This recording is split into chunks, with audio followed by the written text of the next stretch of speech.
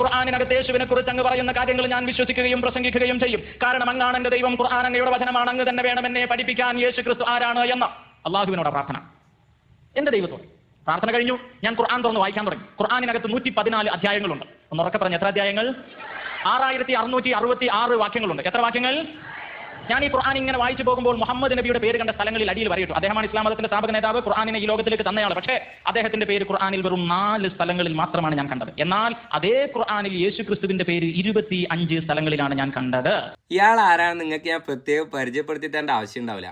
ഇത്രകാലം സുപ്രസിദ്ധി ഉണ്ടായിരുന്ന കാലത്ത് Mario Joseph എന്ന പേരിൽ അറിയപ്പെട്ടിരുന്ന, എന്നാൽ ഇപ്പോൾ കുപ്രസിദ്ധിയായി മാറിയപ്പോൾ സുലൈമാൻ എന്ന പേരിൽ ഹൈലൈറ്റ് ചെയ്യപ്പെട്ടുകൊണ്ടിരിക്കുന്ന ആളാണ്. ഏതോ ആയിക്കോട്ടെ, അതിനെക്കുറിച്ച് ഞാൻ കൂടുതലൊന്നും സംസാരിക്കുന്നില്ല. ഇയാൾ ഇസ്ലാം മതം വിട്ടുപോയിട്ട് ഏകദേശം 30 വർഷത്തിന് മേലെയായി. ഇസ്ലാം മതം വിട്ട് ക്രിസ്ത്യാനിറ്റിയിലേക്ക് കൺവേർട്ട് ആവാനുള്ള മെയിൻ റീസണാണ് ഈ വീഡിയോയിലൂടെ ഇയാൾ പറഞ്ഞിട്ടുള്ളത്. അതായത് പരിശുദ്ധ ഖുർആനിൽ മുത്തനബി സല്ലല്ലാഹു അലൈഹി വസല്ലം തങ്ങളുടെ പേര് ആകെ 4 തവണയിലേ പരാമർശിക്കപ്പെടുന്നുള്ളൂ. എന്നാൽ ഈസാ നബി അലൈഹി സ്വലാത്തു വസ്സലാമിന്റെ പേര് 25 തവണ വന്നിട്ടുണ്ടല്ലോ. ഇതിങ്ങനെ കേൾക്കുമ്പോൾ നമുക്ക് തോന്നില്ലേ, ശരിയാണല്ലോ, അഷ്റഫുൽ ഹൽഖി എന്നല്ലേ മുത്തനബി തങ്ങളെ കുറിച്ച് അറിയപ്പെടുന്നത്, അള്ളാഹുവിന്റെ പടപ്പുകളിൽ ഏറ്റവും ശ്രേഷ്ഠരായിട്ടുള്ളവര്. എന്നിട്ട് എൻ്റെ പരിശുദ്ധ ഖുർആനിൽ ആകെ 4 തവണയല്ലേ മുത്തനബി തങ്ങളെ മുഹമ്മദ് എന്ന പേര് പരാമർശിക്കപ്പെടുന്നുള്ളൂ. യഥാർത്ഥത്തിൽ മഹത്വം കുറഞ്ഞു പോയത് കൊണ്ടാണോ പേര് കുറഞ്ഞു പോയത്? ഒരിക്കലുമല്ല, മഹത്വം കൂടിയത് കൊണ്ടാണ്. തിൽക്കർ റസൂൽ ഫളൽനാ ബഅദഹും അലാ ബഅദ് എന്ന ആയത്തിന്റെ തഫ്സീറിൽ ബഹുമാനപ്പെട്ട ഇമാം റാസി റളിയല്ലാഹു അൻഹു ഈ വിഷയം ചർച്ച ചെയ്യുന്നുണ്ട്.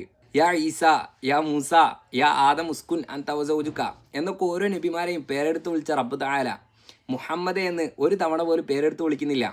അവിടെയൊക്കെ പേര് ഒഴിവായി പോവാണ്. മാത്രമല്ല ത്വാഹ, യാസീൻ, മുസമ്മിൽ, മുദ്ദഫിർ, മുർത്തള എന്നിങ്ങനെ ഒരുപാട് ഓമന പേരുകളും മുത്തനബിക്ക് ഖുർആൻ പരിചയപ്പെടുത്തുന്നുണ്ട്. അല്ലെങ്കിൽ ഈസാ നബിയുടെ പേര് ഖുർആനിൽ കൂടുതൽ തവണ വന്നു എന്ന കാരണം കൊണ്ട് ക്രിസ്ത്യാനിറ്റിയിലേക്ക് കൺവേർട്ടായി എന്ന് പറയുകയാണെന്നുണ്ടെങ്കിൽ ഇയാൾ ജൂതനല്ല ആവേണ്ടത്.